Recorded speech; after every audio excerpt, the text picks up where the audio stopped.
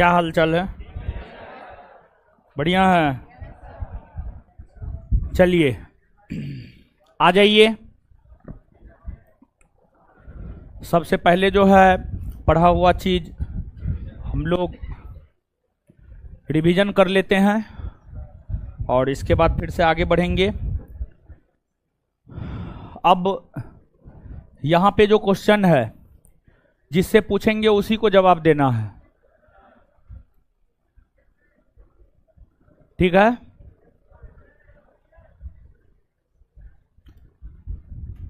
यहाँ पर मुस्कान Jaiswal, class test का आंसर कब एप्लीकेशन पर डालिएगा? क्लास टेस्ट का आंसर क्या डालेंगे? क्लास टेस्ट में वही क्वेश्चन दिया गया जो आपको क्लास में पढ़ाया गया है, जाके कॉपी में खोजिए, सारा क्वेश्चन का आंसर कॉपी में है।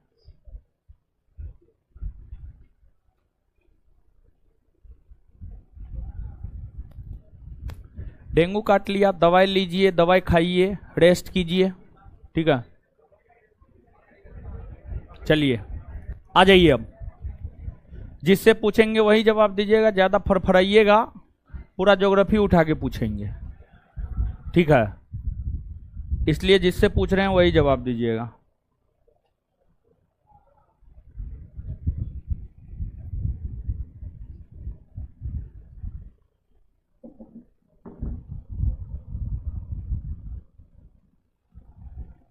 मांस के लिए बकरी का कौन सा नस्ल प्रसिद्ध है?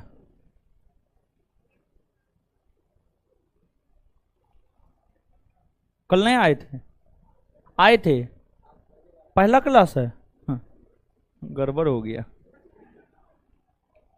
यही क्वेश्चन का आंसर बोलिए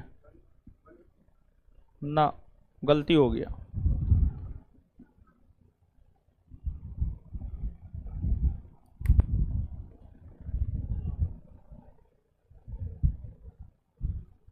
उन्नीस नंबर क्वेश्चन का आंसर बोलिए।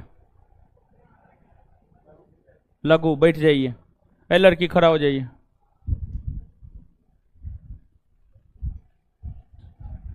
इक्कीस नंबर क्वेश्चन का आंसर बोलिए। हाँ, और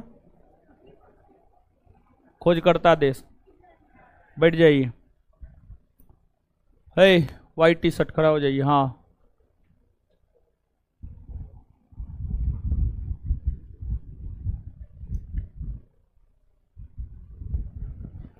तेरह नंबर का आंसर बोलिए। है? हे लड़का, उधर खड़ा होइए। अरे उधर उधर उधर, पिलर के बगल में। हाँ, खड़ा होइए।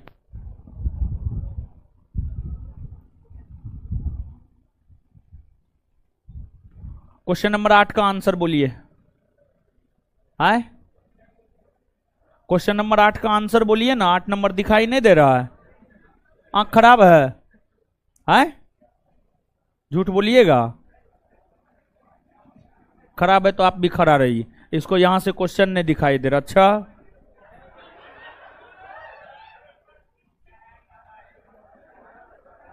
है? भारत। क्वेश्चन नंबर 8 का आंसर भारत होगा। है? आप लोग काहे हल्ला कर रहे हैं? है? भारत होगा।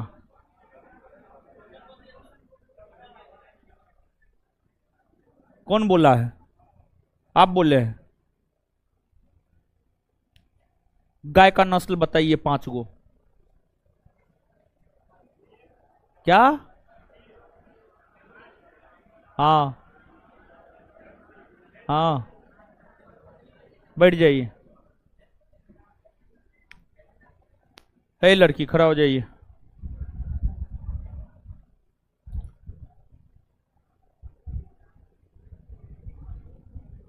पांच नंबर का आंसर बोलिए।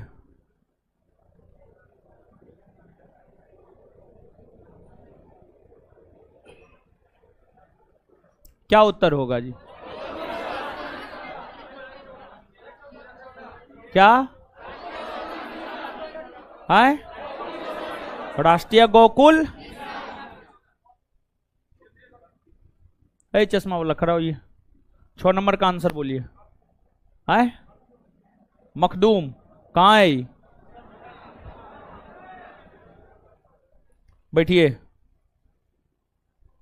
ए लड़की खड़ा होइए इधर। 4 नंबर का आंसर, सॉरी 3 नंबर का आंसर बोलिए। 3 या 4 जो भी बोलना है बोल दीजिए। यूपी। अच्छा, भैंस अनुसंधान संस्थान यूपी में है। नहीं, 4 नंबर का आंसर बोलिए। 4।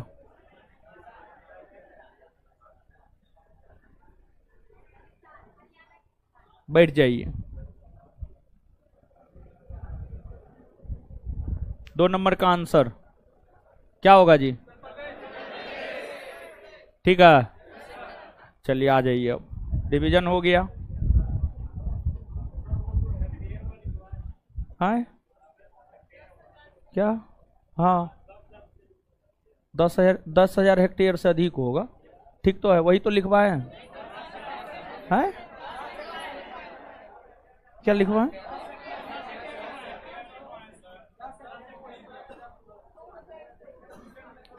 10 हेक्टेयर 10,000 होगा तो आगे 2 से 10,000 लिखा हुआ है, इतना कॉमन सेंस ना है। 10,000 होगा, 2 से 10 हेक्टेयर, सब में 1000 होगा, सब में 1000 होगा। बैठ जाइए, 1000 छूट गया था लगता है। कमेंट हटा दीजिए जी यहां से। 1000 जो है 10,000 हेक्टेयर से अधिक, 2 से 10,000 हेक्टेयर और 2,000 हेक्टेयर से कम। 1000 शब्द तीनों में जोड़ लीजिए। ठीक है, 1000 शब्द तीनों में जोड़ लीजिए।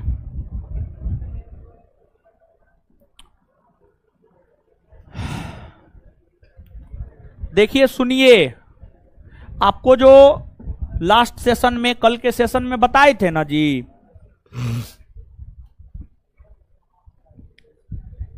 बृहद सिंचाई परियोजना के अंतर्गत कितनी भूमि को सिंचित किया जाता है? तो बृहद सिंचाई परियोजना के अंतर्गत 10,000 हेक्टेयर से अधिक भूमि को सिंचित किया जाता है। तो हम 10,000 बोले होंगे जी, क्या बात करते हैं? नहीं बोले हैं, 1000 नहीं बोले हैं। 1000 जोड़ लीजिए। वो जो परिभाषा लिखे हैं आपको पता चल रहा है? हम क्या बोल रहे हैं, पता चल रहा है? बृहद सिंचाई परियोजना डैश देकर जो आप लिखें, बृहद सिंचाई परियोजना और डैश देकर जो लिखे हैं 10,000 हेक्टेयर से अधिक कृषि योग्य भूमि। फिर जो है मध्यम सिंचाई परियोजना 2,000 हेक्टेयर से 10,000 हेक्टेयर, और लघु सिंचाई परियोजना 2,000 हेक्टेयर से कम, 2,000 हेक्टेयर से कम। तो 1000 सब छूट गया था, उसको जोड़ लीजिएगा।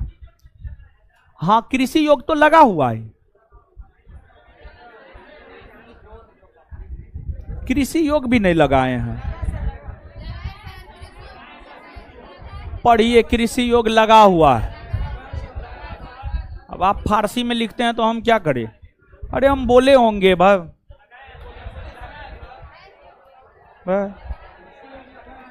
अच्छा ठीक है, ना है तो सुधार कर लिए ना। आए चलिए अब सुनिए, शांत रहिए। अब सिंचाई के विषय में बता रहे थे, ठीक है? सुधार कर लिए ना जी?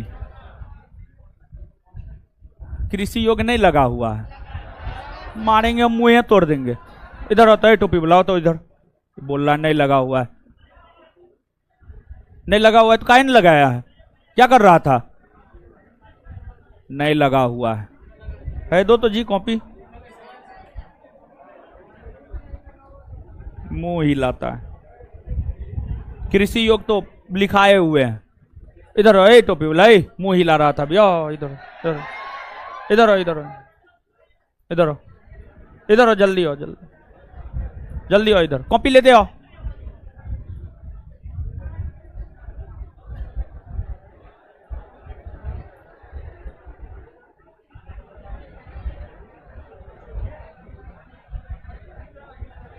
क्या फारसी लिखता है?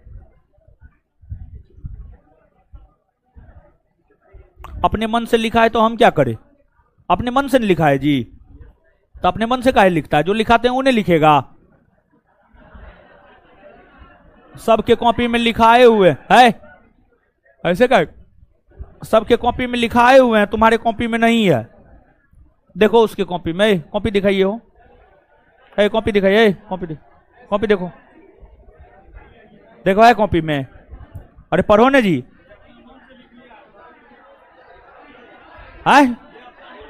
है ये वाला पढ़ो ना जी, दिमाग नहीं है जी तुमको।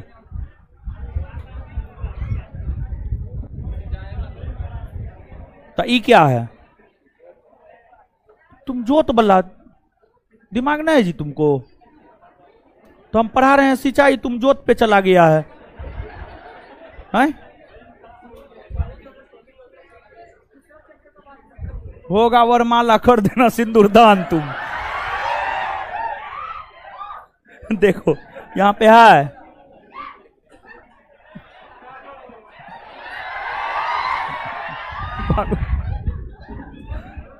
पागल लड़का है, अल्लाह का है कर है।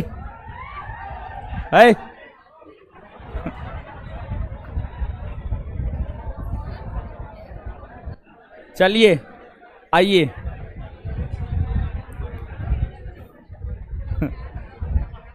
आ जाइए आ जाइए। सिंचाई और नहर बता रहे थे ना, चलिए देखिए,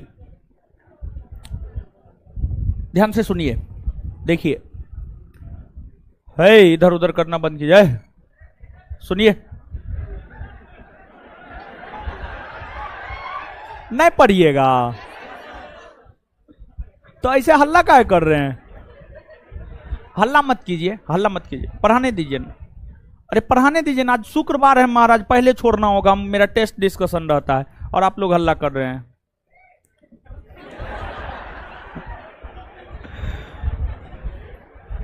देखिए ये सब कैसे कैसे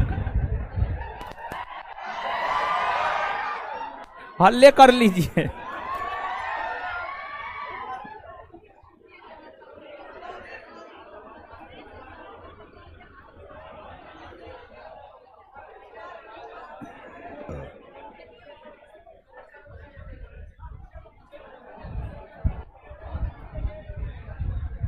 चलिए सुनिए, समझिए, अब देखिए, भारत की सिंचाई परियोजना को 3 भागों में बांटा गया है। बृहद सिंचाई परियोजना, मध्यम सिंचाई परियोजना, लघु सिंचाई परियोजना। देखिए, आपको बृहद सिंचाई परियोजना के अंतर्गत बहुउद्देशीय परियोजना आता है, हम आपको कल के सेशन में बताए हैं, लिखाए हैं। बृहद सिंचाई परियोजना के अंतर्गत बहुउद्देशीय परियोजना आता है, हां या ना?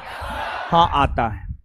तो यहां पर हम लोगों को बृहद बहुउद्देशीय परियोजना को जानना है, लेकिन आप याद कीजिए, बहुउद्देशीय परियोजना भारत के अपवाह तंत्र नामक चैप्टर में हम आपको नहीं बताए, तो मतलब यहां पर बहुउद्देशीय परियोजना पढ़ना है, लेकिन हम लोगों ने पहले से बहुउद्देशीय परियोजना को पढ़ के रखा है, तो इसलिए यहां पर अब बहुउद्देशीय परियोजना हम लोगों को पढ़ना नहीं है, ठीक है। अब मध्यम सिंचाई परियोजना के अंतर्गत नहर आता है। क्या आता है? नहर। तो नहर तो हम लोग नहीं पढ़े हैं, तो नहर हम लोगों को पढ़ना है। कुछ प्रमुख नहर के विषय में हम लोगों को पढ़ना है, कुछ प्रमुख नहर के विषय में यहां पर हम लोगों को पढ़ना है। और इसके अलावे लघु के अंतर्गत तालाब हो गया, नलकूप हो गया, पंपिंग सेट हो गया, ये सब आता है। तो ये सब तो तालाब, नलकूप, पंपिंग सेट, ये सब के विषय में तो कुछ पढ़ना है नहीं, समझ गए? तो ये सब के विषय में तो कुछ होने पढ़ना है, तो लेकिन थोड़ा सा आप जानिए, देखिए समझिएगा चीजों को। चल रहा है ना जी? कोई दिक्कत है? ऊपर में दिक्कत, नीचे में, नया वाला सेंटर पर दिक्कत है? क्या दिक्कत? बिट्टू सर छोड़ दिए हैं, छोड़ दिए हैं, आय तोरी, बड़ी दिक्कत।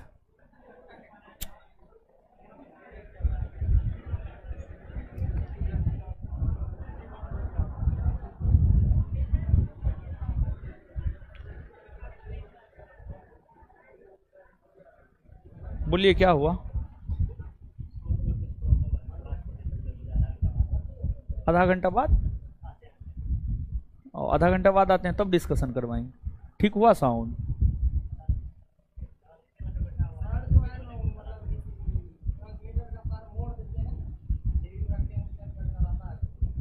ओ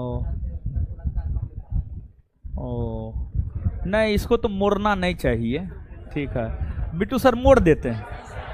ओ पूरा मोड़ देते हैं। हाँ तोरी, आय तोरी का। तो लेंगे ना जी वहां पे।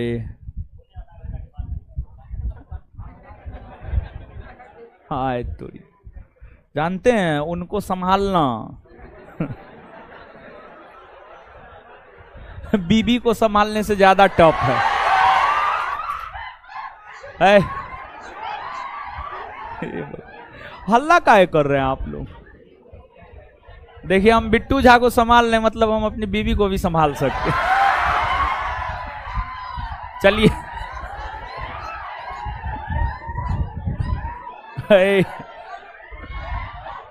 नहीं पढ़िएगा, यहां पे हम पढ़ा रहे हैं, यहां पे कोई दिक्कत नहीं ना, यहां पे कोई दिक्कत नहीं। ठीक है, यहां सुनिए, आप समझिएगा। यहां पे देखिए, नहर के विषय में हम लोग जानेंगे नहर, लेकिन उससे पहले 2-3-4 फैक्ट जानिए जो कि इस चैप्टर से संबंधित है और सीधे तौर पर जो है आपसे आपके परीक्षा में पूछा जाता है। जैसे एक प्रश्न पूछा जाता है, सबसे अधिक नलकूप वाला भारतीय राज्य कौन है? मतलब कौन ऐसा भारतीय राज्य है जहां सबसे अधिक नलकूप है? तो इस प्रश्न का सीधा सा उत्तर है उत्तर प्रदेश। क्या उत्तर है? उत्तर प्रदेश। तो सबसे ज्यादा नलकूप वाला राज्य उत्तर प्रदेश। लेकिन अगर प्रश्न यही हो और थोड़ा उसमें ऐड कर दे, सबसे ज्यादा नलकूप और पंप सेट, नलकूप और पंप सेट वाला राज्य कौन है, तब इस प्रश्न का आंसर बदल जाएगा और फिर इस प्रश्न का आंसर हो जाता है तमिलनाडु। नलकूप और पंप सेट, नलकूप और पंप सेट, नलकूप और पंप सेट सबसे ज्यादा तमिलनाडु राज्य में पाया जाता है। और अगर बात सिर्फ नलकूप की करे तब उत्तर प्रदेश हो जाएगा।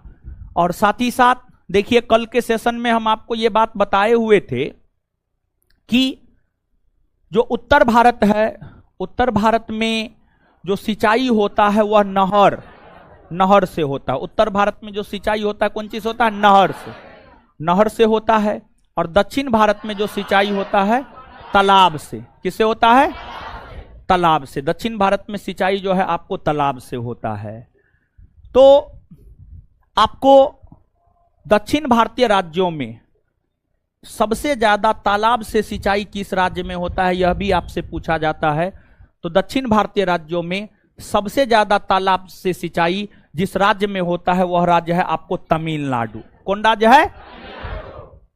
ठीक है, तो ये सब फैक्ट है, इस फैक्ट को भी आप याद रखिएगा। तो नीचे से पॉइंट वाइज जो है इस फैक्ट को लिखिए, परीक्षा में सब फैक्ट पूछा जाता है, लिखिएगा।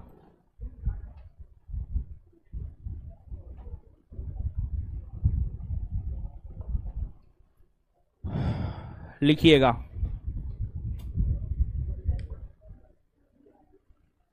सबसे अधिक नलकूप वाला भारतीय राज्य,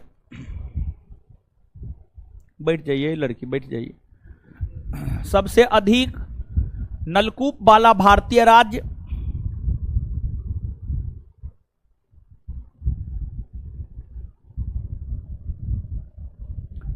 सबसे अधिक नलकूप वाला भारतीय राज्य, सबसे अधिक नलकूप वाला भारतीय राज्य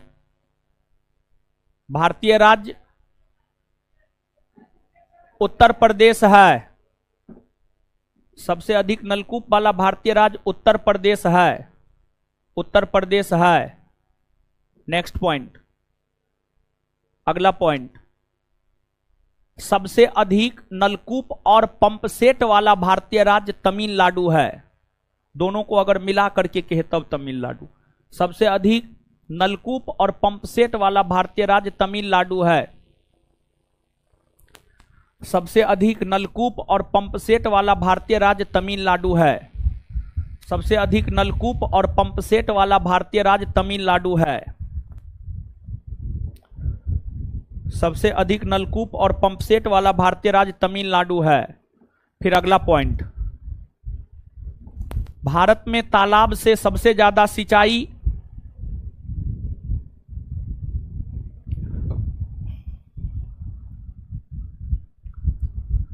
भारत में तालाब से सबसे ज्यादा सिंचाई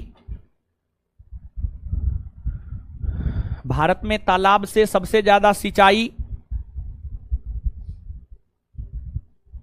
भारत में तालाब से सबसे ज्यादा सिंचाई तमिलनाडु राज्य में होता है।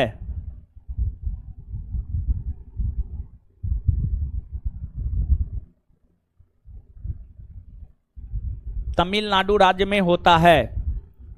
तमिलनाडु राज्य में होता है। तमिलनाडु राज्य में होता है। Full stop.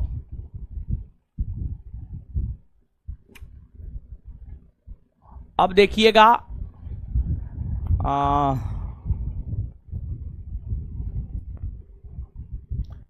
एगो योजना शुरू किया गया था 2003-04 में, हरियाली योजना। हरियाली योजना के विषय में पूछा जाता, हरियाली योजना का संबंध किससे है?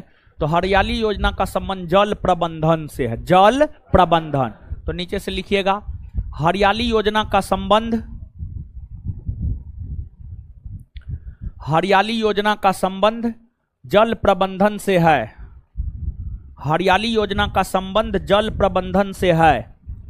हरियाली योजना का संबंध जल प्रबंधन से है। हरियाली योजना का संबंध जल प्रबंधन से है। जल प्रबंधन से है। अब देखिए, अब हम लोगों को जो है मुख्य तौर पर नहर सिंचाई परियोजना के विषय में जानना है। नहर सिंचाई परियोजना के विषय में जानना है। देखिए, ध्यान दीजिएगा, भारत के सभी नहरों में, गौर से सुनिएगा, भारत के सभी नहरों में जो सबसे बड़ी नहर है इंदिरा गांधी नहर है। इंदिरा गांधी नहर है। इंदिरा गांधी नहर है। और जो इंदिरा गांधी नहर है, इंदिरा गांधी नहर को जल की प्राप्ति सतलज नदी, इंदिरा गांधी नहर को जल की प्राप्ति सतलज नदी से मुख्य तौर पर होती है। कौन नदी से? सतलज नदी से। हम आपको बताए हुए हैं। जब बहुउद्देशीय परियोजना बता रहे थे तो वहीं पर इंदिरा गांधी नहर के विषय में भी बताए हैं, नहीं बताए हैं?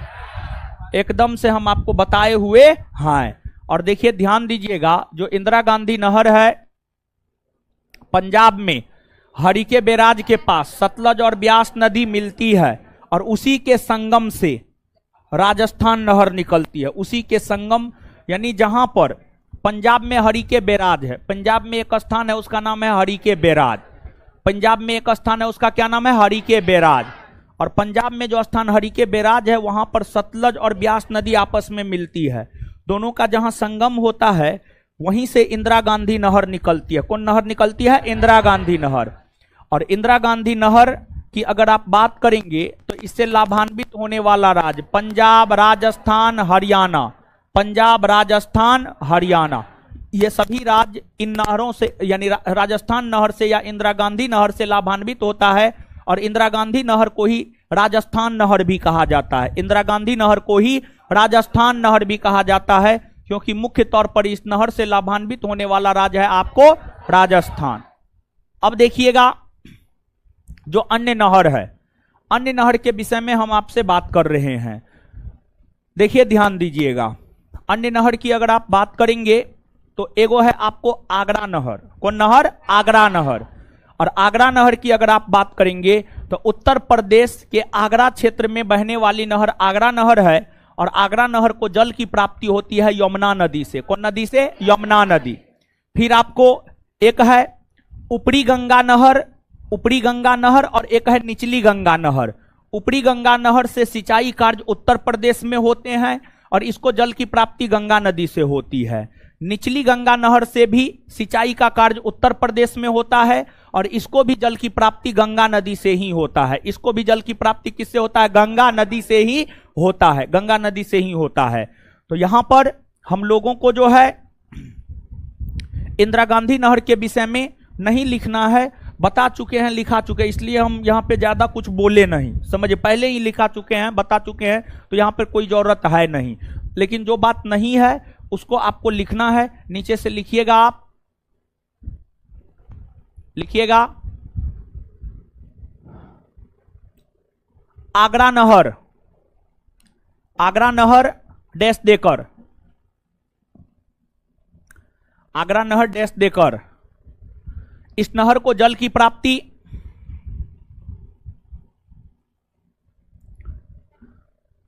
इस नहर को जल की प्राप्ति इस नहर को जल की प्राप्ति यमुना नदी से होती है।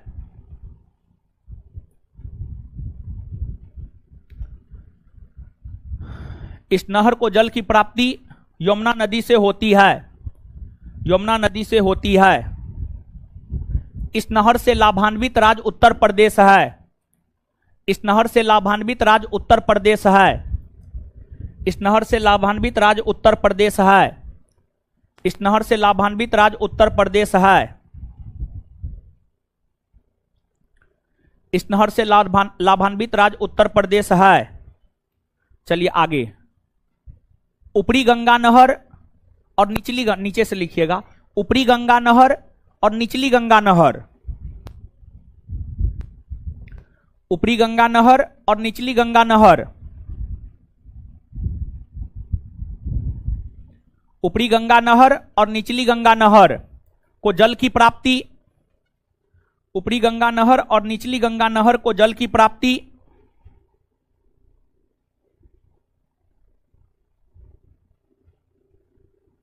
जल की प्राप्ति गंगा नदी से होती है,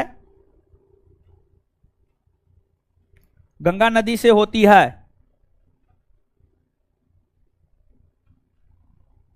गंगा नदी से होती है। चलिए इसके बाद आगे सुनिएगा, बिहार, बिहार की अगर आप बात करेंगे तो बिहार में भी नहर सिंचाई के एक प्रमुख स्रोत माने जाते हैं। बिहार में भी जो सिंचाई होता है उसमें नहर का एक प्रमुख योगदान होता है। देखिए अगर आप बिहार की बात करेंगे तो बिहार में ऐसे तो बहुत सारे नहर है, जो परीक्षा के लिहाज से 2-3 नहर पूछा जाता है, उसके विषय में आप जानिए। एक पूछा जाता है त्रिवेणी नहर,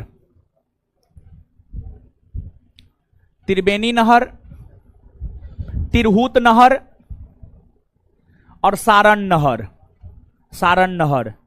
इन तीनों नहरों की अगर आप बात करेंगे तो ये तीनों के तीनों नहर बिहार में है और इन तीनों नहरों से बिहार में सिंचाई कार्य होते हैं।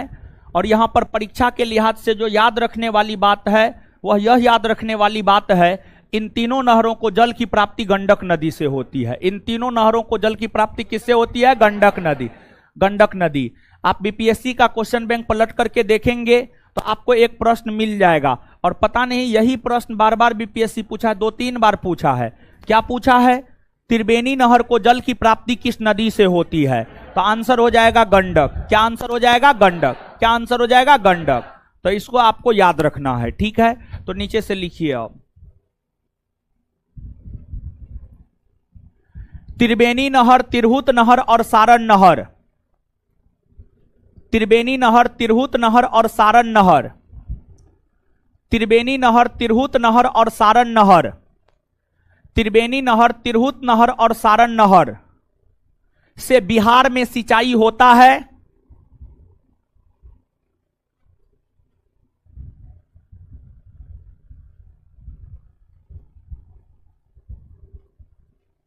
से बिहार में सिंचाई होता है, से बिहार में सिंचाई होता है। इन सभी नहरों को जल की प्राप्ति गंडक नदी से होती है।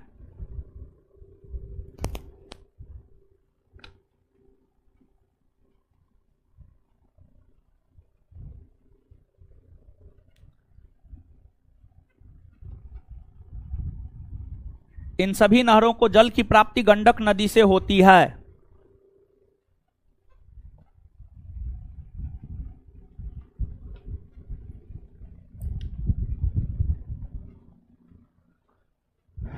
चलिए अब इसके बाद आगे सुनिएगा। आगे जो है, अगर आप पश्चिम बंगाल की बात करें तो पश्चिम बंगाल में भी सिंचाई का एक प्रमुख साधन नहर है। पश्चिम बंगाल में भी सिंचाई का एक प्रमुख साधन नहर है। और देखिए पश्चिम बंगाल की जो कुछ प्रमुख नहरें हैं, एडन नहर, दुर्गापुर नहर, दुर्गापुर नहर, मिदनापुर नहर, मिदनापुर नहर, तिलपारा बांध की नहरें, तिलपारा बांध की नहरें, तिलपारा बांध की नहरें, ये सब नहर पश्चिम बंगाल में है। और इन नहरों से पश्चिम बंगाल राज्य में जो है सिंचाई कार्य संपन्न किए जाते हैं। अब इन नहरों में से अगर आप क्वेश्चन बैंक पलट करके देखेंगे, मिदनापुर और एडेन दोनों के विषय में पूछा है। अब कहिएगा मिदनापुर और एडेन दोनों के विषय में क्या पूछा है? तो मिदनापुर नहर को जल की प्राप्ति कहां से होती है और एडन नहर को जल की प्राप्ति कहां से होती है? ये दोनों प्रश्न आपसे आपके परीक्षा में पूछा गया है। जहां तक हमें स्मरण आ रहा है, एसएससी का पूछा हुआ क्वेश्चन है, एसएससी, सीजीएल, सीएचएसएल सबका जो है पूछा हुआ क्वेश्चन है। देखिए एडन नहर की अगर आप बात करेंगे तो इसको जल की प्राप्ति होती है दामोदर नदी से। दामोदर नदी के विषय में आप लोग जानते हैं ना जी? नहीं जानते हैं? नहीं बताएं हम आपको? एकदम बताए हुए हैं। दामोदर नदी झारखंड के छोटा नागपुर पठार से निकलती है, झारखंड में बहने के बाद पश्चिम बंगाल में प्रवेश करती है, पश्चिम बंगाल में हुगली नदी से मिलती है। हुगली की सबसे बड़ी सहायक नदी दामोदर, हुगली की सबसे बड़ी सहायक नदी दामोदर। नहीं बताए हैं? एकदम बताए हुए हैं। तो एडन नहर को जल की प्राप्ति दामोदर नदी से होती है।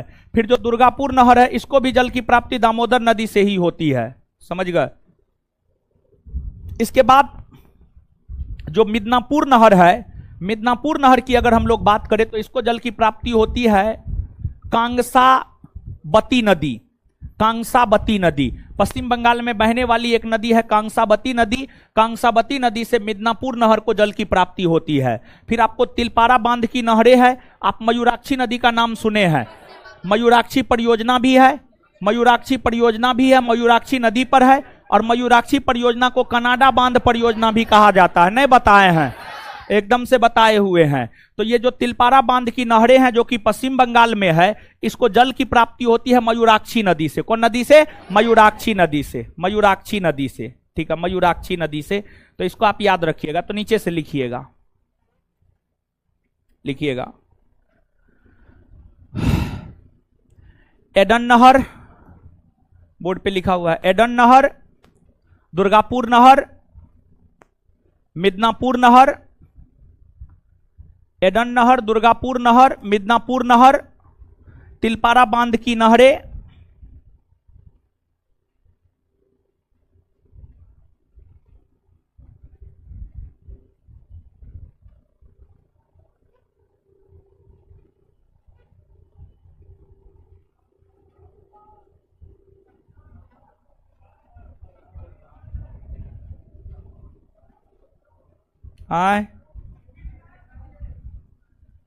एडन नहर, दुर्गापुर नहर, मिदनापुर नहर और तिलपारा बांध की नहरें, और तिलपारा बांध की नहरें, और तिलपारा बांध की नहरें, नहरें से पश्चिम बंगाल राज्य में, पश्चिम बंगाल राज्य में, पश्चिम बंगाल राज्य में सिंचाई का कार्य होता है।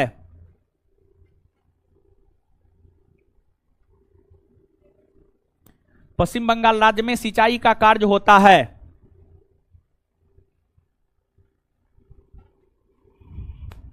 पश्चिम बंगाल राज्य में सिंचाई का कार्य होता है। Full stop. एडन नहर उसी में लिखना है। एडन नहर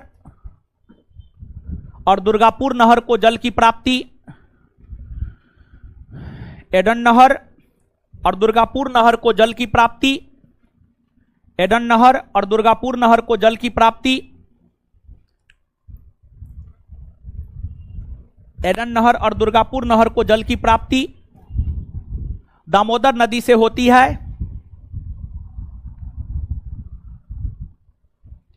दामोदर नदी से होती है, तो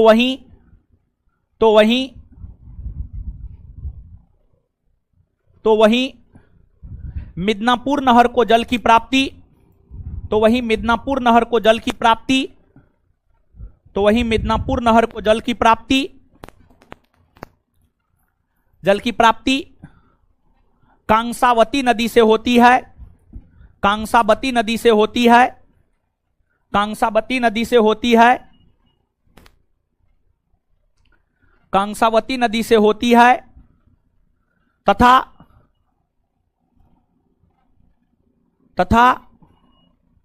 तिलपारा बांध की नहरों को जल की प्राप्ति,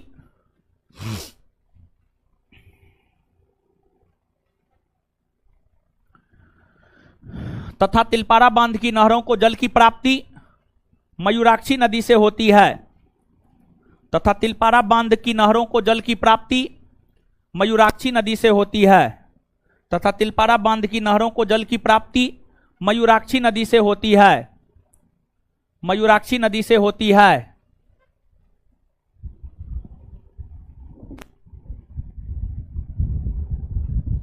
चलिए आगे आइएगा। आगे अब जो है हरियाणा है, सुन रहे हैं, बच जाइएगा ना। पानी चाहिए, पानी लेके अपना काहे ना आते हैं, हिचकी आ रहा है इसको। क्या खाए हैं, पचाना है जी। चलिए हरियाणा, अरे मुंह नहीं लगाइएगा। हरियाणा, देखिए हरियाणा की बात करेंगे तो हरियाणा में भी सिंचाई का एक प्रमुख साधन नहर है। हरियाणा में पश्चिमी यमुना नहर, गुड़गांव नहर, हरियाणा की ये दो प्रमुख नहर है, पश्चिमी यमुना नहर और गुड़गांव नहर। और देखिए पश्चिमी यमुना नहर हो या गुड़गांव नहर हो, दोनों नहर को जल की प्राप्ति यमुना नदी से ही होती है, दोनों नहर को जल की प्राप्ति यमुना नदी से ही होती है। तो नीचे से लिखिएगा, पश्चिमी यमुना नहर, पश्चिमी यमुना नहर, पश्चिमी यमुना नहर और गुड़गांव नहर, पश्चिमी यमुना नहर और गुड़गांव नहर, पश्चिमी यमुना नहर और गुड़गांव, गुड़गांव, गुड़गांव, गुड़गांव नहर हरियाणा की प्रमुख नहरें हैं।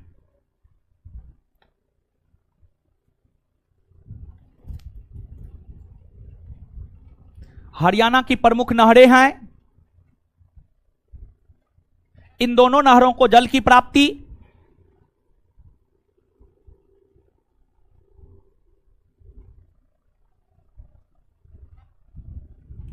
इन दोनों नहरों को जल की प्राप्ति इन दोनों नहरों को जल की प्राप्ति यमुना नदी से होती है।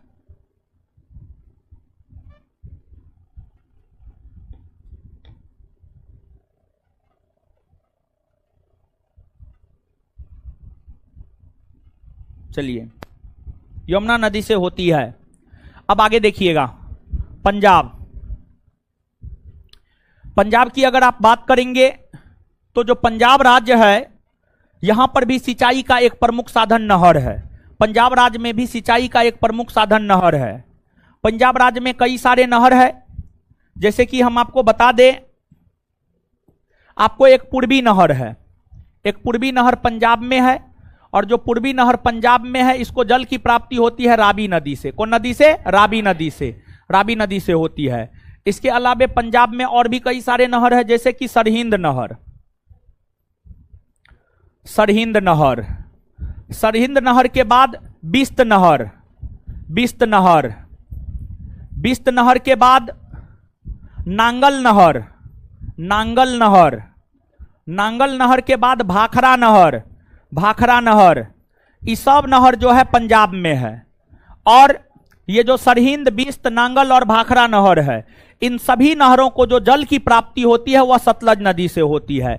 इन सभी नहरों को जो जल की प्राप्ति होती है कौन नदी से? सतलज नदी। कौन नदी से? सतलज नदी से होती है। तो नीचे से लिखिएगा, पूर्वी नहर, नीचे से लिखिएगा, पूर्वी नहर, सरहिंद नहर, बिस्त नहर, नांगल नहर, भाखड़ा नहर। ठीक है, फिर से बोल देते हैं। पूर्वी नहर, पूर्वी नहर, कोमा सरहिंद नहर, सरहिंद नहर, कोमा बिस्त नहर, कोमा नांगल नहर, नांगल नहर, कोमा भाखड़ा नहर, भाखड़ा नहर, इत्यादि इत्यादि इत्यादि इत्यादि पंजाब की प्रमुख नहरें हैं।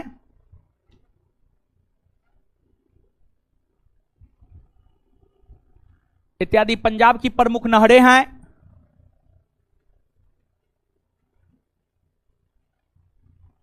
इन नहरों से पंजाब में सिंचाई किया जाता है।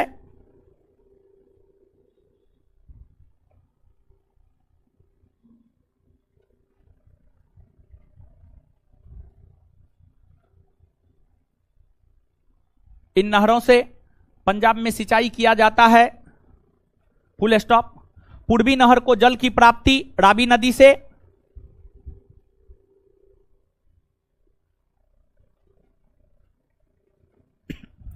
पूर्वी नहर को जल की प्राप्ति,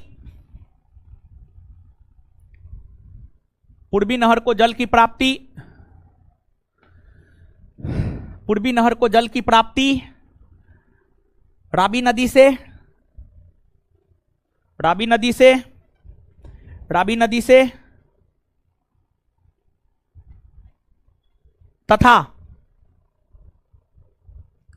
सरहिंद नहर, सरहिंद नहर, सरहिंद नहर, सरहिंद नहर, बिस्त नहर,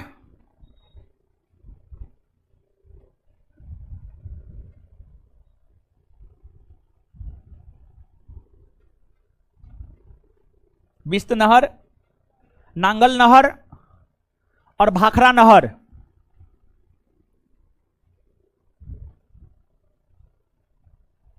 और भाखड़ा नहर को जल की प्राप्ति, भाखड़ा नहर को जल की प्राप्ति, जल की प्राप्ति, जल की प्राप्ति सतलज नदी से होती है। सतलज नदी से होती है।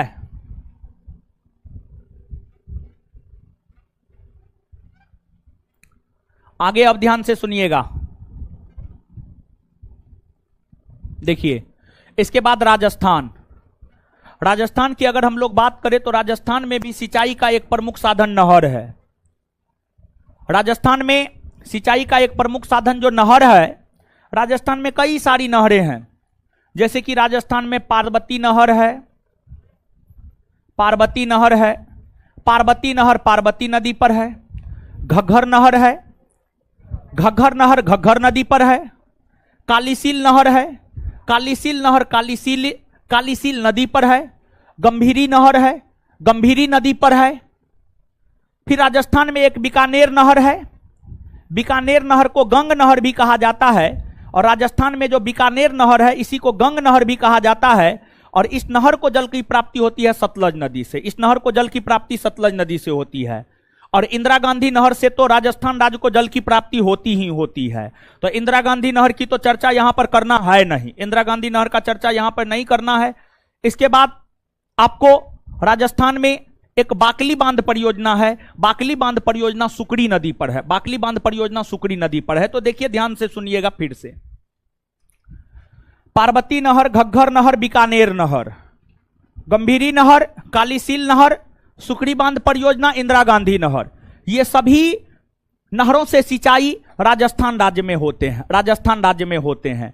इन नहरों में पार्वती नहर पार्वती नदी पर, घग्घर नहर घग्घर नदी पर, बाकली बांध परियोजना सुकड़ी नदी पर, गंभीरी नहर गंभीरी नदी पर, कालीसील नहर पर, बीकानेर नहर सतलज नदी पर, और बीकानेर नहर को ही गंग नहर कहा जाता, बीकानेर नहर को ही क्या कहा जाता, गंग नहर।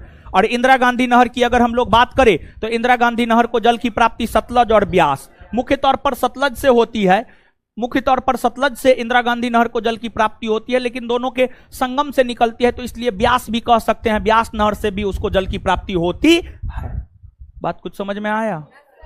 हाँ, तो लिखिए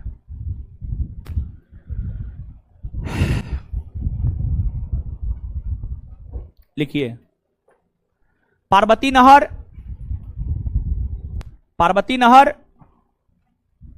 घग्घर नहर, पार्वती नहर घग्घर नहर, बीकानेर नहर या गंग नहर,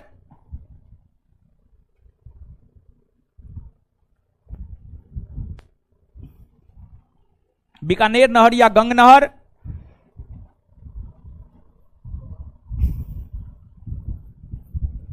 बीकानेर नहर या गंग नहर, कालीसील नहर, गंभीरी नहर, कालीसील नहर बोर्ड पे लिखा हुआ है, कालीसील नहर, गंभीरी नहर,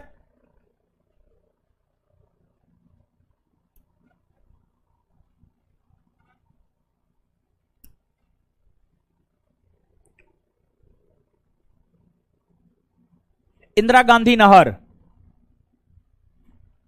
इंदिरा गांधी नहर,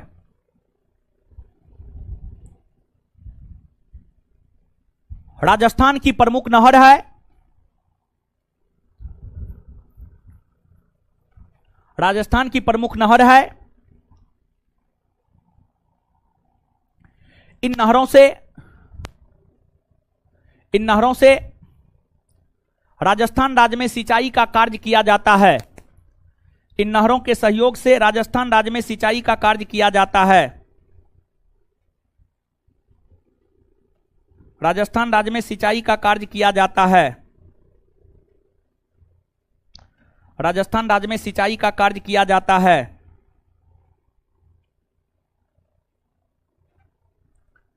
सिंचाई का कार्य किया जाता है। नीचे से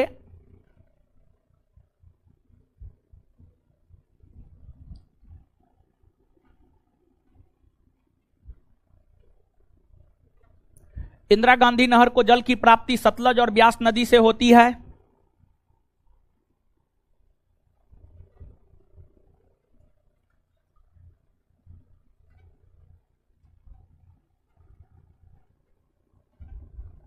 इंदिरा गांधी नहर को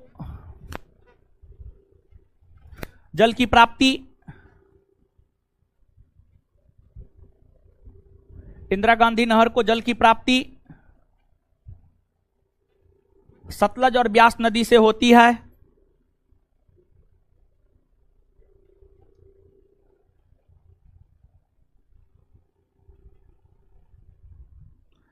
इंदिरा गांधी नहर को जल की प्राप्ति सतलज और ब्यास नदी से होती है।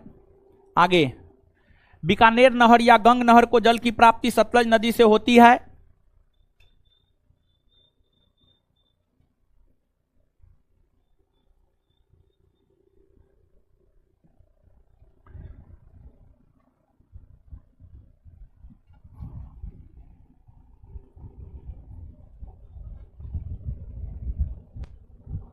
बीकानेर नहर को जल की प्राप्ति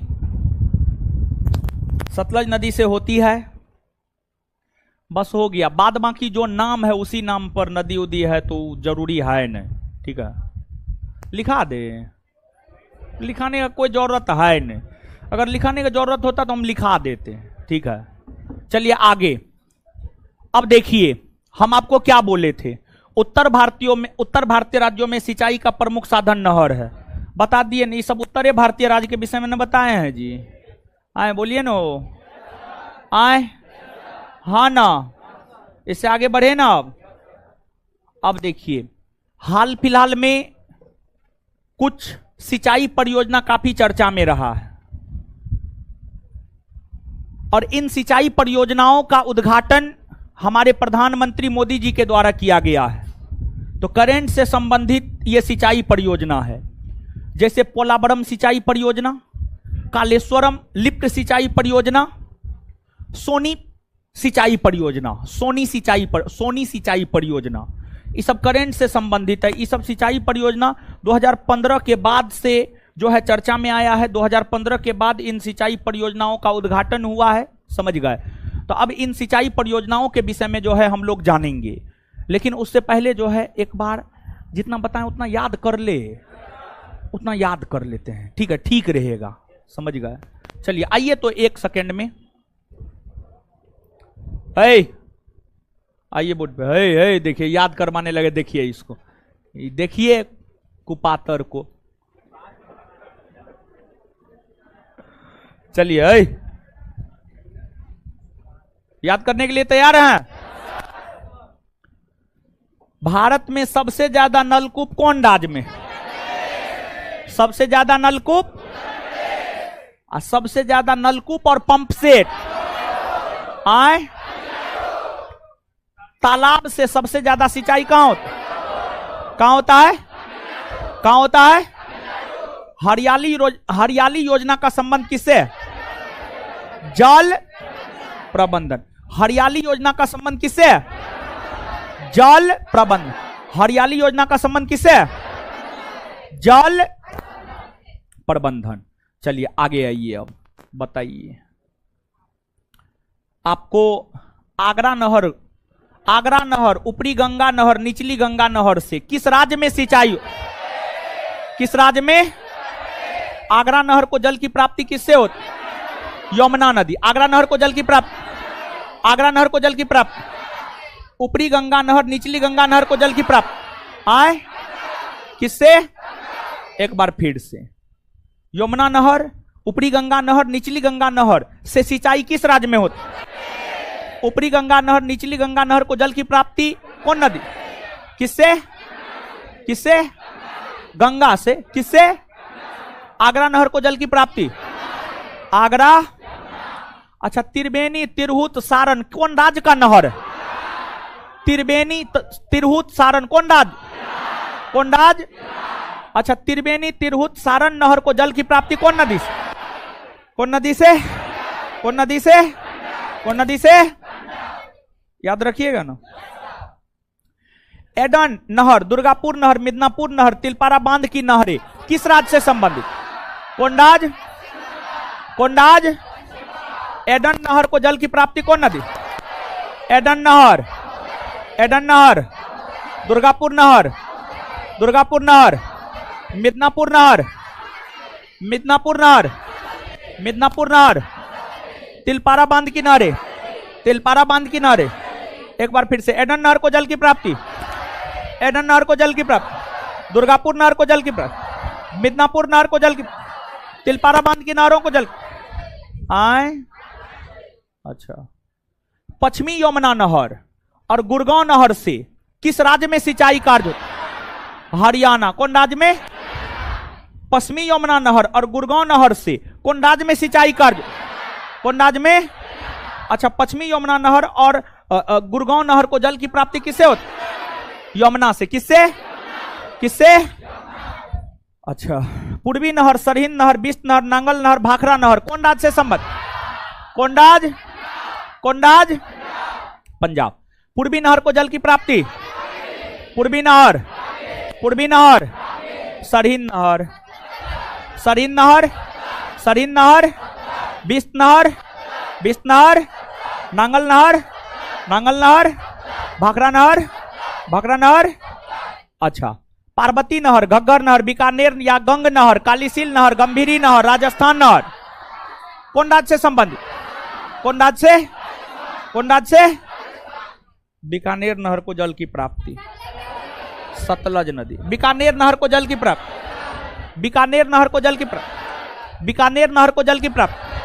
आए सतलज ना। आगे इंदिरा गांधी नहर को जल की प्राप्त, सतलज और फिर पार्वती नहर को जल की प्राप्त, पार्वती नदी, घग्गर नहर, कालीसील नहर, गंभीरी नहर, क्लियर। इतना याद हो गया ना? चलिए अब देखिए, जानते हैं विश्व की, पूरे विश्व की सबसे बड़ी लिफ्ट सिंचाई परियोजना कालेश्वरम लिफ्ट सिंचाई परियोजना है। पूरे विश्व की सबसे बड़ी लिफ्ट सिंचाई परियोजना कालेश्वरम लिफ्ट सिंचाई परियोजना है। और जो कालेश्वरम लिफ्ट सिंचाई परियोजना है, कालेश्वरम लिफ्ट सिंचाई परियोजना आपको तेलंगाना राज्य में है। कौन राज्य में है? तेलंगाना राज्य में। तेलंगाना राज्य में कालेश्वरम लिफ्ट सिंचाई परियोजना गोदावरी नदी के तट पर है। गोदावरी नदी, कौन नदी? गोदावरी नदी। गोदावरी नदी के तट पर है। और देखिए, आप जानते हैं गोदावरी नदी भारत के 4 राज्य से होकर गुजरती है ना जी? नहीं गुजरती है? नहीं, गोदावरी तीन, महाराष्ट्र, तेलंगाना, आंध्र प्रदेश, हाँ तीन। कितना राज्य? तेलंगाना से गुजरती है ना जी? हाँ या ना? हाँ। तो गोदावरी नदी पर तेलंगाना राज्य में कालेश्वरम लिफ्ट सिंचाई परियोजना है, जो कि विश्व की सबसे बड़ी लिफ्ट सिंचाई परियोजना है। याद रखिएगा, नदी के संदर्भ में प्रश्न पूछा जा सकता है। समझ गए? इसके बाद एगो है आपको पोलावरम सिंचाई परियोजना। पोलावरम सिंचाई परियोजना, अगर पोलावरम सिंचाई परियोजना की हम लोग बात करें तो जो पोलावरम सिंचाई परियोजना है, पोलावरम सिंचाई परियोजना आंध्र प्रदेश राज्य में है। और आंध्र प्रदेश राज्य में यह गोदावरी नदी के तट पर है। कौन नदी के तट पर? गोदावरी नदी के तट पर है। फिर इसके बाद एगो सोनी परियोजना है। सोनी परियोजना है, ये सब सिंचाई परियोजना ही है। सोनी परियोजना है, और सोनी परियोजना की अगर आप बात करेंगे तो ये गुजरात में है। और गुजरात में ये नर्मदा नदी के तट पर है। गुजरात में ये नर्मदा नदी के तट पर है। क्लियर है? विशेष तौर पर नदी के संदर्भ में चीज याद रखिएगा, प्रश्न नदी के संदर्भ में ही पूछेगा। और इन तीनों में भी है, मार लीजिएगा, प्रश्न यहां से पूछे जाने की पूरी संभावना है। नीचे से लिखिए, कालेश्वरम लिफ्ट सिंचाई परियोजना,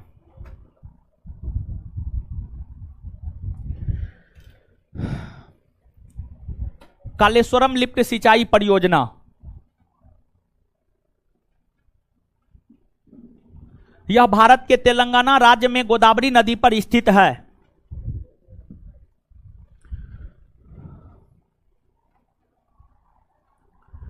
यह भारत के तेलंगाना राज्य में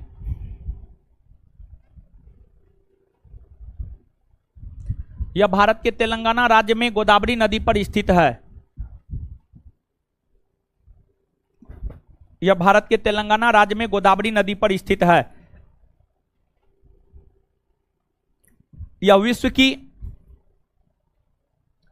सबसे बड़ी लिफ्ट सिंचाई परियोजना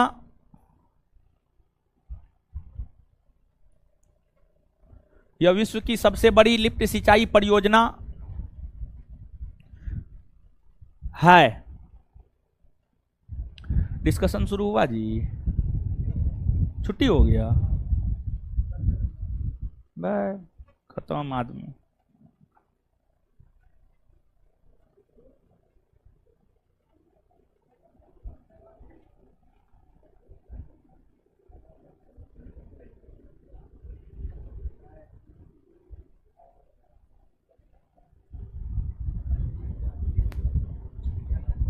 आगे लिखिएगा, पोलावरम सिंचाई परियोजना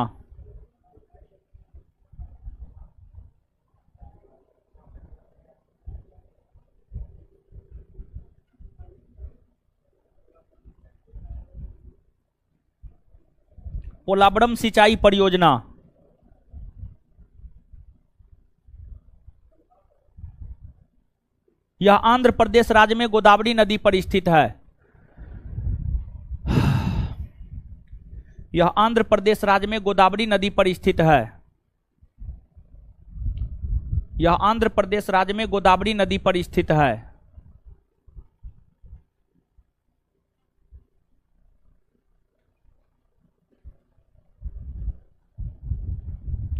आगे सोनी परियोजना, सोनी सोनी सोनी परियोजना, सोनी परियोजना, सोनी परियोजना यह गुजरात राज्य में नर्मदा नदी के तट पर स्थित है।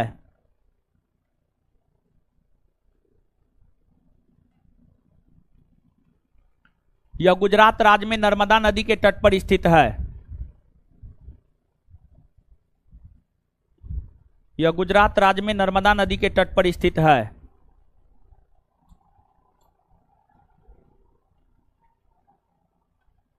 यह गुजरात राज्य में नर्मदा नदी के तट पर स्थित है। ये तीनों बड़ी महत्वपूर्ण है, निश्चित तौर पे याद रखिएगा। ठीक है, चलिए एक सेकंड में आइए याद कर लीजिए। कालेश्वरम लिफ्ट सिंचाई परियोजना कौन राज्य में? कौन राज्य में? कालेश्वरम लिफ्ट सिंचाई परियोजना कौन राज्य में? तेलंगाना राज्य में। कौन नदी पर? कौन नदी पर? पोलावरम सिंचाई परियोजना कौन राज्य में? कौन राज्य में? कौन नदी पर? सोनी परियोजना कौन राज्य में? कौन नदी पर? कौन नदी पर? एक बार फिर से, सोनी परियोजना कौन राज्य में? कौन नदी पर? कौन नदी पर? कालेश्वरम लिफ्ट सिंचाई परियोजना कौन राज्य में? कौन नदी पर? पोलावरम सिंचाई परियोजना कौन राज्य में? कौन राज्य में? कौन नदी पर? क्लियर है? खत्म हुआ ये चैप्टर। हाँ, और क्या है इसमें? इसमें बहुउद्देशीय परियोजना था, परियोजना पढ़ा ही दिए, मारेंगे एक तबरक मुंह लाल हो जाएगा। मुंह ऐसे बनाती है जैसे लगता है क्या हो गया है। चैप्टर खत्म हो गया ही। ठीक है, अगले चैप्टर की ओर प्रस्थान करते हैं, भारत का परिवहन व्यवस्था। ठीक है, चलिए, लेकिन इसी चैप्टर में एक दो पॉइंट और लिखिए, एक दो पॉइंट और लिखिए ना।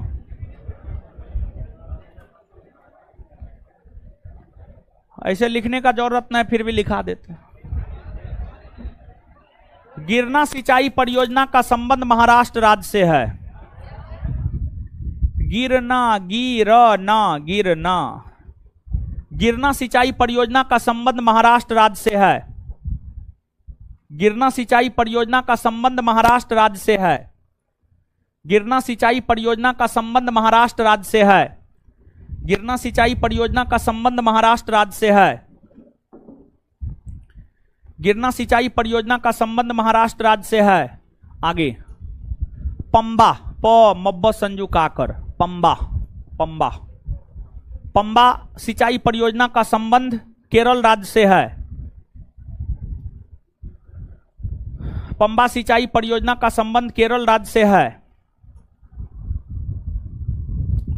पंबा सिंचाई परियोजना का संबंध केरल राज्य से है। नेक्स्ट, दमनगंगा सिंचाई परियोजना का संबंध गुजरात और दादर नागर हवेली से है। दमनगंगा सिंचाई परियोजना, दमन, द म न, दमन, द म न, दमन। दमनगंगा सिंचाई परियोजना का संबंध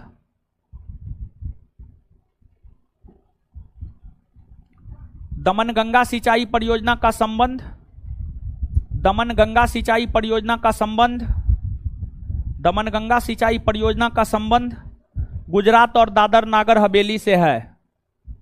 गुजरात और दादर नागर हवेली से है। गुजरात और दादर नागर हवेली से है। वीडियो चला देता जी, अपलोड कर दिया तो वीडियो चला देता क्लास में, वीडियो तो था ही।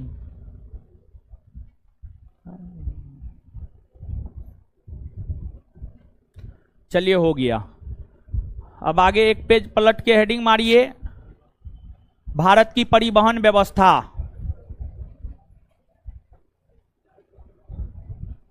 चैप्टर नंबर 10 है ना? क्या गो चैप्टर है जी? 15 गो।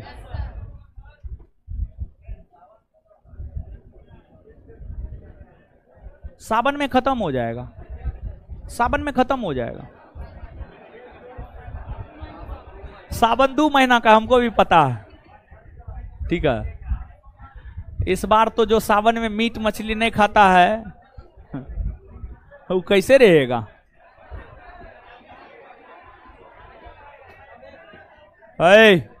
सुनिए, टाइम तो है ये।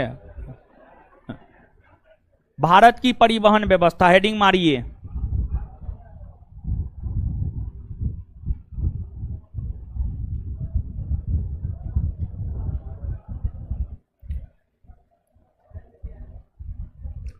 सुनिए सुनिए आप, परिवहन व्यवस्था। परिवहन का अंग्रेजी होता है ट्रांसपोर्टेशन, ट्रांसपोर्ट। देखिए परिवहन, परिवहन का मतलब क्या होता है जानते हैं? क्या होता है? अरे आप जानते हैं महाराज, परिवहन का मतलब होता है एक स्थान से किसी वस्तु व्यक्ति को दूसरे स्थान तक पहुंचाना।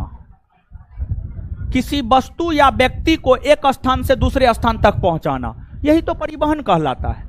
जैसे मान लिया जाए कि आप जो है ट्रैक्टर पर ईंट लाद दिए, ईंट जो है मुसल्लफपुर हाट से सोंगना मोड़ चला गया, तो ईंट ट्रैक्टर के माध्यम से सोंगना मोड़ चला गया, तो ट्रैक्टर परिवहन का जो है एक माध्यम हो गया। जैसे मान लिया जाए आपको अपना घर जाना है, आप ट्रेन पकड़ते हैं या बस पकड़ते हैं, पटना से ट्रेन या बस पकड़ते हैं, घर चले जाते हैं। तो आप एक व्यक्ति हैं, आप पटना से अपने घर चले गए, एक स्थान से दूसरे स्थान गए, और आपको पहुंचाया कौन? ट्रेन या बस, ट्रेन या बस। तो ट्रेन या बस जो है परिवहन का एक माध्यम हो गया, ट्रेन या बस परिवहन का एक माध्यम हो गया। तो परिवहन, हाँ हवाई जहाज, क्या बोले हम आपको, हवाई जहाज पे चढ़ेगा, मुंह है। 4 गो पैसा कमाते ना हवाई जहाज है, ऐसे हल्ला कीजिएगा छोड़ देंगे। देखिए जानबूझ करके हल्ला कर रहा है कि छोड़ दे हम। अच्छा है, पता कर लीजिए सही में छुट्टी हो गया, सही में। हाँ तब तो पढ़ाएंगे, तब तो कितनों हल्ला कीजिएगा तो पढ़ेबे करेंगे।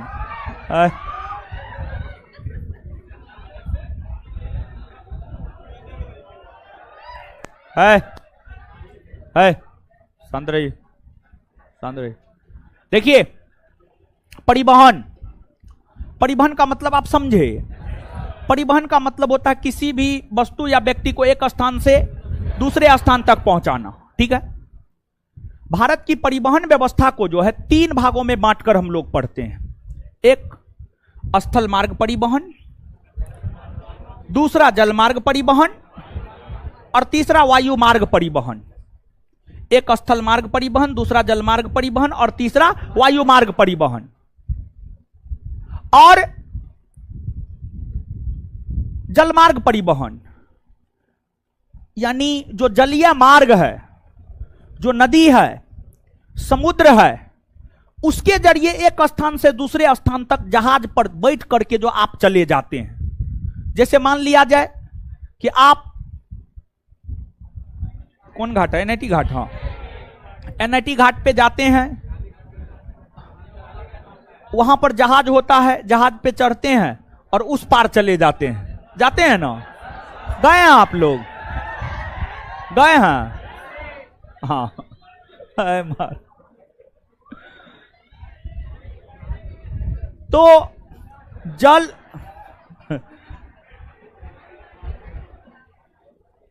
नहीं पढ़िएगा,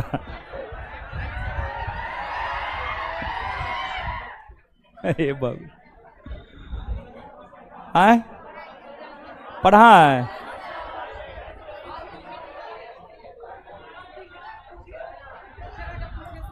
चलिए सुनिए, तो जो आपको परिवहन, भारतीय परिवहन को हम लोग 3 भाग में बांटकर पढ़ते हैं, जल मार्ग परिवहन, स्थल मार्ग परिवहन और वायु परिवहन।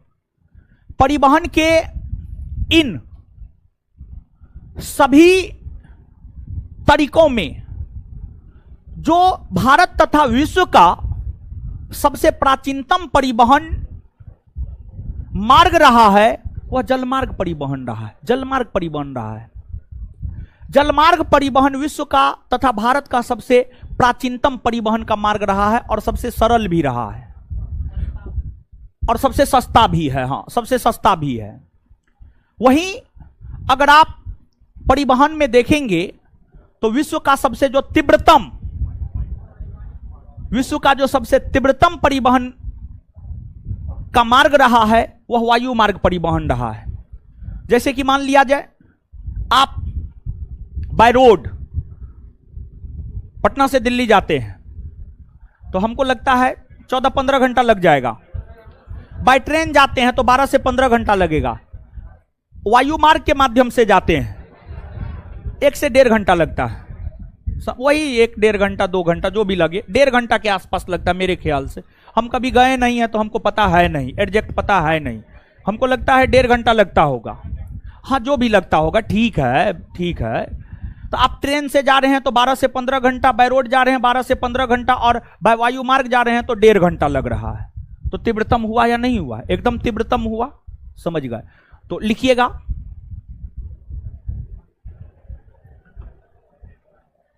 भारतीय परिवहन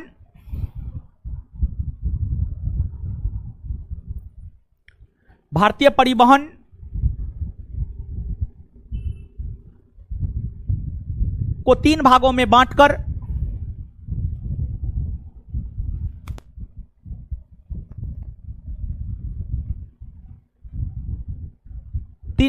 बांटकर पढ़ते हैं। 1 नंबर में स्थल मार्ग परिवहन,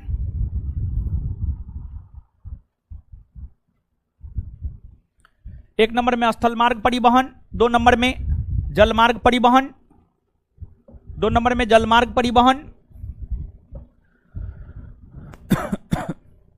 3 नंबर में वायु मार्ग परिवहन।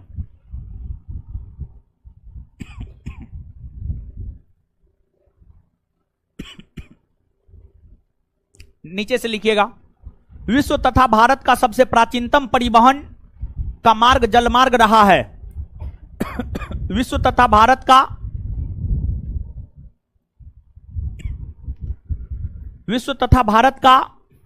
सबसे प्राचीनतम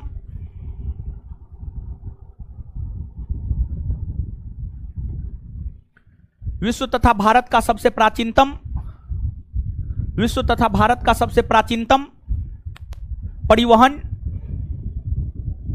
का मार्ग जलमार्ग परिवहन रहा है। वहीं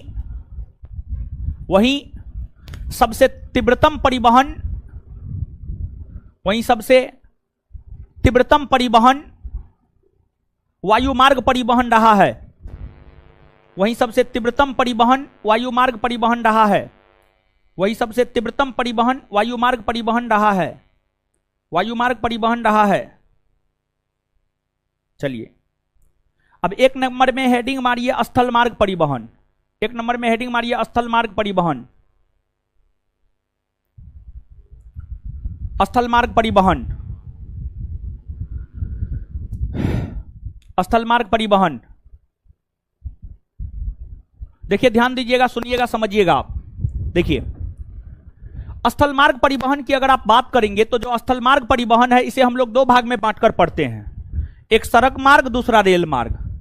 स्थल मार्ग परिवहन को हम लोग 2 भागों में बांटकर पढ़ते हैं, एक सड़क मार्ग हो गया और दूसरा रेल मार्ग हो गया। ठीक है, तो नीचे से उसमें लिखिएगा स्थल मार्ग परिवहन में डैश दे करके इसे 2 भागों में बांटकर पढ़ा जाता है। इसे 2 भागों में बांटकर पढ़ा जाता है। इसे 2 भागों में बांटकर पढ़ा जाता है। 1 नंबर में सड़क मार्ग परिवहन,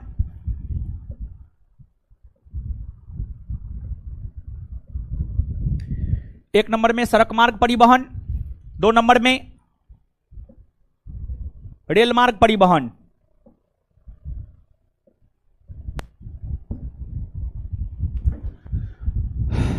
अब 1 नंबर में हेडिंग मारिए, सड़क मार्ग परिवहन।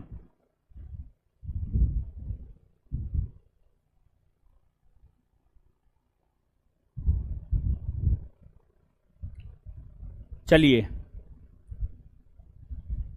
देखिए, ध्यान दीजिएगा, सड़क मार्ग परिवहन सुनिएगा आप। बात अगर सड़क मार्ग परिवहन की हम लोग करें, अगर पूरे विश्व की बात की जाए, पूरे विश्व की बात की जाए, पूरे विश्व में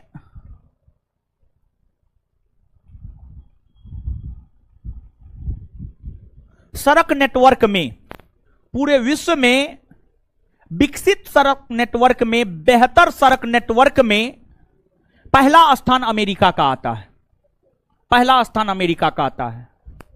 और हाल का आंकड़ा है, ये हमको लगता है कि जुलाई चल रहा है, जून 2023 का आंकड़ा है, और जून 2023 का आंकड़ा यह कहता है कि सड़क नेटवर्क के दृष्टिकोण से भारत का दूसरा स्थान है। भारत का कौन सा स्थान है? दूसरा स्थान है।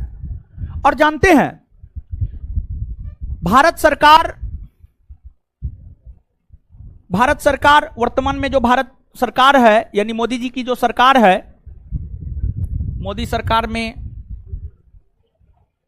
मोदी जी और अमित शाह के बाद अगर तीसरा कोई व्यक्ति अपने विभाग में काम कर रहा है तो वो नितिन गडकरी है।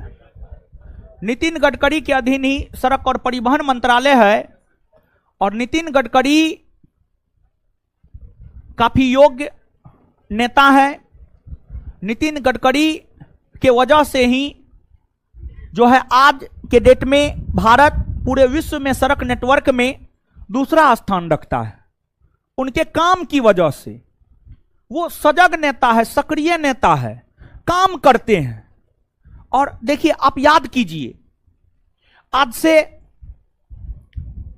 आप तो बहुत ज्यादा आप, हाँ, आज से जो है 10 साल पहले चले जाइए, पहले के सड़क को देखिए और आज के सड़क को देखिए, आज के सड़क को देखिए, आपको अंतर आएगा। देखिए, जब जब बीजेपी की सरकार रही है तब सड़क का विकास हुआ है, सड़क का विकास हुआ है। बीजेपी की सरकार में सड़क का विकास हुआ है, चाहे मोदी जी का रीजन हो, मोदी जी का कार्यकाल हो, या फिर अटल बिहारी वाजपेयी का कार्यकाल हो। अटल बिहारी वाजपेयी के कार्यकाल में भी सड़क का निर्माण हुआ, मोदी जी के कार्यकाल में भी सड़क का निर्माण हुआ, सड़क का निर्माण हुआ।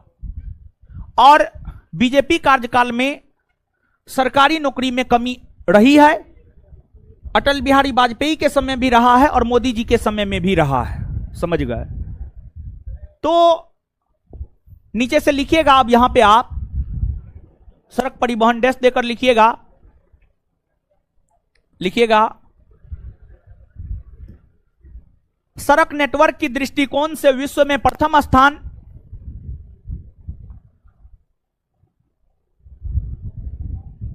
सड़क नेटवर्क की दृष्टिकोण से विश्व में प्रथम स्थान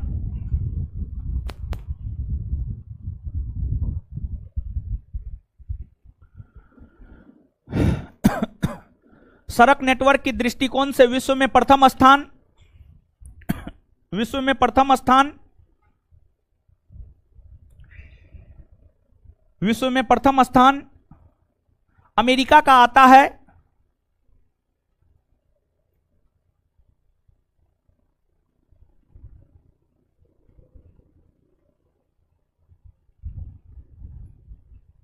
अमेरिका का आता है,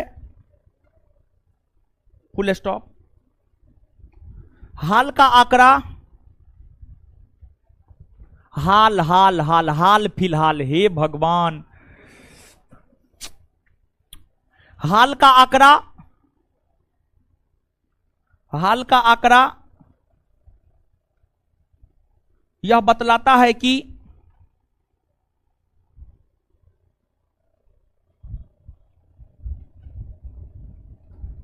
हाल का आंकड़ा यह बतलाता है कि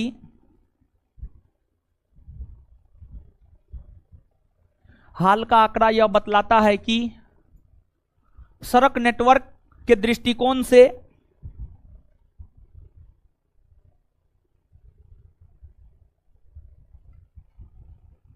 सड़क नेटवर्क के दृष्टिकोण से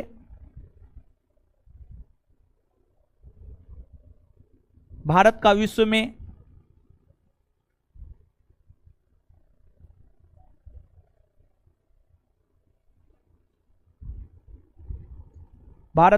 में दूसरा स्थान है।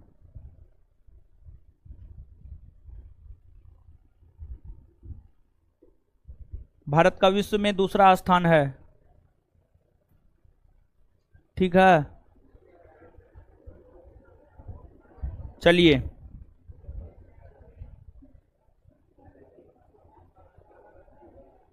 इससे आगे हम लोग मिलेंगे अगले क्लास में। हमको निकलने दीजिए, तब निकलिएगा। धन्यवाद सभी लोगों का।